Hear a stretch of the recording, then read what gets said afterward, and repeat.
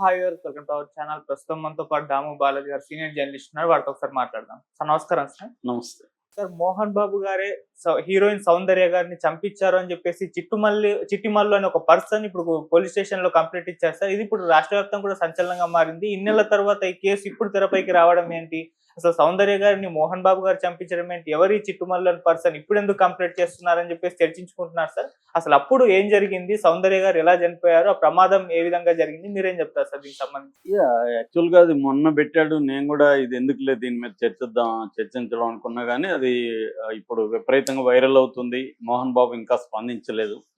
So దీని మీద మన క్లారిటీ, నాకు తెలిసిన క్లారిటీ ఇద్దామని నేను అనుకున్నాను. అదేంటంటే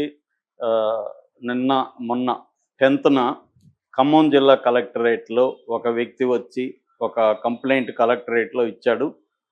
అతని పేరు ఎదురుగట్ల చిట్టిమల్లు, సత్యనారాయణపురం ఎదులాపురం జీపీ, ఖమ్మం రూరల్ మండలం అతనిది.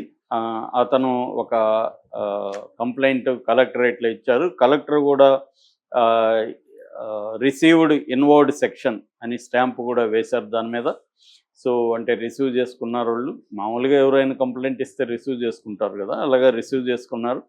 ఆ కంప్లైంట్ నేను చదివాను. ఆ కంప్లైంట్లో ఏముందంటే ఇట్లా నటి సౌందర్యను మోహన్ బాబు హత్య చేయించాడు అంటే నిజానికి ఆమెది ప్రమాదంగా ఇప్పటివరకు చెప్తున్నారు. ఏప్రిల్ 17వ తేదీ 2004లో బెంగళూరులో ఆమె వాళ్ళ బ్రదర్ అమర్నాథ్ రెడ్డి, వీళ్ళిద్దరూ బయలుదేరారు కానీ అది పైకి గాలి ఎగరకముందే అది ఇదైంది. అండ్ దాని పేరు సెస్నా 180 ఫ్లైట్. సెస్నా 180 వాళ్ళు వరంగల్లో ఎక్కడికో కరీంనగర్ బీజేపీ తరఫున ప్రచారం చేయడానికి ఇద్దరు ఫ్లైట్లు ఎక్కారు. అది వచ్చి యూనివర్సిటీ అంటే యూనివర్సిటీ ఆఫ్ అగ్రికల్చరల్ సైన్సెస్ అని ఉంటుంది. దాని ప్రిమైజ్లో గాంధీ కృషి విజ్ఞాన కేంద్రంలో ఆ ఫ్లైట్ ఉంది. అక్కడ వాళ్ళిద్దరు కూర్చున్నారు, పైలట్ కూర్చున్నారు. అది 150 ఫీట్కి ఎగిరింది. అంటే క్లైంబ్ స్పీడ్ అంటారు దాన్ని. క్లైంబ్ స్పీడ్లోకి 150 ఫీట్కి వెళ్ళింది. వెళ్ళగానే ఊబులైపోయింది. అంటే అటు ఇటు కుదుపు వచ్చింది. ఎందుకంటే అక్కడ ఒక ఆయన బిఎన్ గణపతి అని అక్కడ పనిచేసుకుంటున్నాడు ఆ కృషి విజ్ఞానంలో. అతను చూశాడు దీన్ని. సో అది ఇదైపోయి ఒక్కసారిగా నోస్ డైవ్ అంటారు, ఇట్లా కిందకి వచ్చి పడిపోయింది. ఒక్కసారిగా అది మొత్తం పేలిపోయింది. స్పాట్ డెడ్ అంటే కాలిపోయారు, బూడిదైపోయారు. సో ముగ్గురు కూడా. సో అది జరిగినప్పుడు అది ఫ్లైట్లో ఉన్న ప్రాబ్లం అనేది నివేదికలు కూడా వచ్చేసాయి. అది ఏ రకంగా ఎవరు హత్య చేయించినారని వాళ్ళ పేరెంట్స్ కానీ వాళ్ళ హస్బెండ్, ఆమె కరెక్ట్గా 1 ఇయర్కి ముందు 27 ఏప్రిల్ 2023కు ముందు జిఎస్ రఘు అనే ఒక సాఫ్ట్వేర్ ఇంజనీర్ వాళ్ళ బంధువుల అబ్బాయి అతన్ని పెళ్లి చేసుకుంది. అతను కానీ వాళ్ళ అమ్మ కానీ వాళ్ళు ఎవరు కూడా కంప్లైంట్ ఇవ్వలేదు. సో వాళ్ళ అమ్మ పేరు మంజుల, వాళ్ళ నాన్న సత్యనారాయణ. ఈమె 31 ఏళ్లలో చనిపోయింది. యాక్చువల్గా ఈమె కన్నడిగా. ములబాగలని కోలార్, చిత్తూరు నుంచి బెంగళూరు బై రూట్లో పొలంనేరు దాటిన తర్వాత ములబాగల్ అని వస్తుంది, అది కోలార్ డిస్టిక్. అక్కడ ఈమె పుట్టింది. దాని తర్వాత వీళ్ళు బెంగళూరు షిఫ్ట్ అయ్యారు. ఇంటర్ చదివేటప్పుడే ఈమెకి ఛాన్స్ వచ్చింది. బాకన్నా ప్రీతిసు అనే ఒక సినిమా 1992 కన్నడలో ఫస్ట్ సినిమా అది. ఆ తర్వాత గంధర్వ అనే ఒక సినిమా ఇమీడియట్గా అదే సంవత్సరం ఛాన్స్ వచ్చింది. దాని తర్వాత మనూరి పిల్లని 93లో తెలుగులో ఆమె ఇదైంది.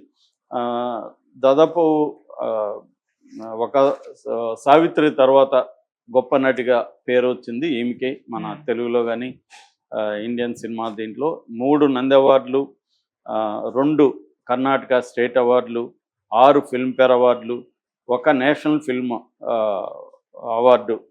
అదేమో ప్రొడ్యూసర్గా ద్వీప అనే సినిమా గిరీష్ కాసరవల్లి డైరెక్ట్ చేశాడు. ఆ ద్వీప అనే సినిమాకి ఈమె ప్రొడ్యూసరు, దాంట్లో యాక్టర్ కూడా. నేను అప్పుడు లాంగ్ బ్యాక్ గిరీష్ కాసరవల్లిని ఇంటర్వ్యూ చేశాను. అప్పుడు కూడా ఆయన సౌందర్య చాలా గొప్ప నటి, మామూలుగా నటులు మనం ఏదన్నా చెప్తే దాన్ని ఇంటెలిజెంట్ కన్నా అర్థం చేసుకుంటారు, లేదా ఎమోషనల్గా అర్థం చేసుకుంటారు. సౌందర్య 2 రకాలుగా కూడా అర్థం చేసుకోగలదు. ఒక సీన్ని ఎమోషనల్గా ఎట్లా అప్రోచ్ అవ్వాలి, ఇంటెలిజెంట్గా ఎట్లా అప్రోచ్ అవ్వాలి అనేది ఆమె చేయగలదు. నేను షాక్ అయ్యాను అని కూడా ఆయన నాతో అప్పట్లో ఇంటర్వ్యూలో చెప్పాడు సౌందర్య గురించి. సో అంత చిన్న వయసులోనే ఆమె అంత పేరు ప్రఖ్యాతి సంపాదించుకుంది. బట్ ఇది దురదృష్టకరమైన సంఘటన. అయితే ఇప్పుడు 21 సంవత్సరాలు అయిపోయింది ఆమె చనిపోయి. చనిపోయిన తర్వాత అనేక రకమైన పుకార్లు కూడా వచ్చాయి. ఆమెది 100 కోట్ల ఆస్తి కాజేశారని పుకార్లు వచ్చాయి. ఎందుకంటే ఇప్పటి వాళ్ళ పేరెంట్స్కి ఏమీ లేదు, అట్లాగే ఉన్నారు. ఈమెకు 100 కోట్ల పైన ఆస్తి ఉంది. అదంతా ఎందుకంటే చాలా సినిమాలు చేసింది, చాలా డబ్బులు ఉన్నాయి, అయినా కూడా అవి అంతా ఎక్కడికి పోయినాయి అన్న ఇది ఉంది. అట్లాగే ఇప్పుడు సౌందర్యకు సంబంధించిన 6 ఎకరాల ఇల్లు జల్పల్లిలో ఉంది, శంషాబాద్ దగ్గర. దాన్నే మంచు టౌన్ అని పేరు పెట్టారు ఇప్పుడు. అది మోహన్ బాబు కొనుక్కున్నాడని చెప్తారు. కానీ చాలామంది ఏంటంటే సౌందర్య దగ్గర మోహన్ బాబు అక్రమంగా దాన్ని స్వాధీనం చేసుకున్నాడు అనేది గతంలో కూడా విమర్శలు వచ్చాయి. అదంతా కొట్టిపారేశారు వాళ్ళు కూడా. మంచి ఫ్యామిలీ, మేము సౌందర్య దగ్గర కొనుక్కున్నామని చెప్పారు. ఒకవేళ ఇప్పుడు సౌందర్య దగ్గర కొనుక్కోకుండా ఆక్యుపై చేసి ఉంటే వాళ్ళ అమ్మో వాళ్ళ హస్బెండ్ కంప్లైంట్ ఇవ్వాలి కదా మోహన్ బాబు మీద. అలాంటిది ఏమీ జరగలేదు. కానీ పుకార్లు రకరకాలుగా వ్యాపిస్తూ ఉంటాయి. ముఖ్యంగా మోహన్ బాబు ఫ్యామిలీ మీద ఈ మధ్య కాలంలో మనం చాలా వీడియోలు కూడా చెప్పుకున్నాం.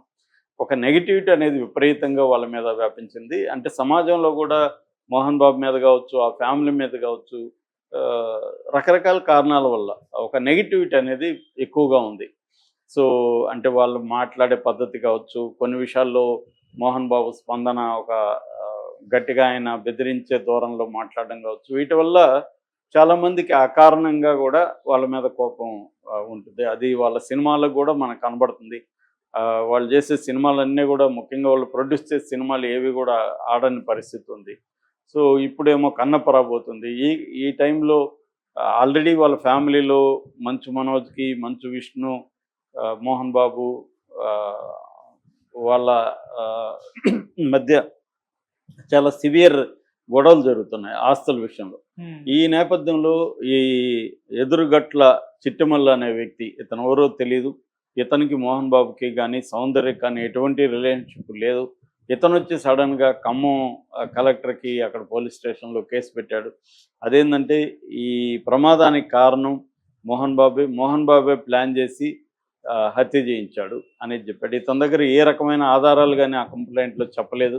ఇతను చెప్పే కారణం ఏంటంటే 6 ఎకరాల ఇల్లుని అమ్మమన్నాడు సౌందర్యని, కానీ ఆమె అమ్మనంది, అందుకనే చంపించేశాడు అని చెప్తున్నాడు. ఇది దుర్మార్గమైన ఆరోపణ. ఎందుకంటే ఆధారాలు ఏం లేకుండా ఒక సెలబ్రిటీల మీద ఇలా ఒక ఏదో రాయేసేసి మన ఇంట్లో కూర్చున్నాం అంటే కుదరదు. ఖచ్చితంగా మోహన్ బాబు కానీ వాళ్ళు కానీ ఇతని మీద లీగల్ చర్యలు అయితే తీసుకోకుండా ఉండరు. ఎందుకంటే ఇది పెద్ద డ్యామేజింగ్ విషయం కదా. సౌందర్య అంటే అందరికీ తెలుసు.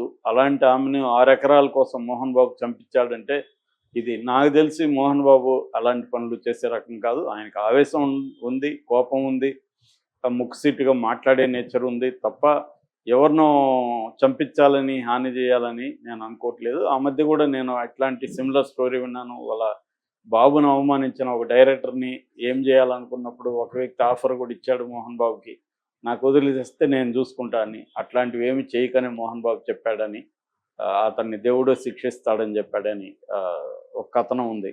కాబట్టి ఈ స్థాయి మోహన్ బాబు అనే కాదు, ఈ స్థాయి సెలబ్రిటీలు ఎవరు కూడా హత్యా రాజకీయాలకి వెళ్ళరు. వాళ్ళు వేరే పద్ధతిలో దాన్ని డీల్ చేయడానికి ట్రై చేస్తారు తప్ప, పైగా ఆమె 6 ఎకరాలు అమ్మలేదని ఆమెను చంపేస్తానని దారుణమైన ఆరోపణ. పైగా తన దగ్గర ఏమన్నా సాక్షి ఉంటే అది కూడా పెట్టాలి కదా, అవేమి లేవు.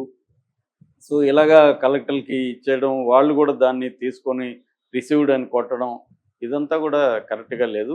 మనం ఎవరి మీద ఆరోపణలు చేసేటప్పుడు దానికి కనీసం ఆధారాలు ఉండాలి. ఆధారాలు లేకుండా ఇదే ఆరోపణ ఎవరి మీదన్నా చేయొచ్చు.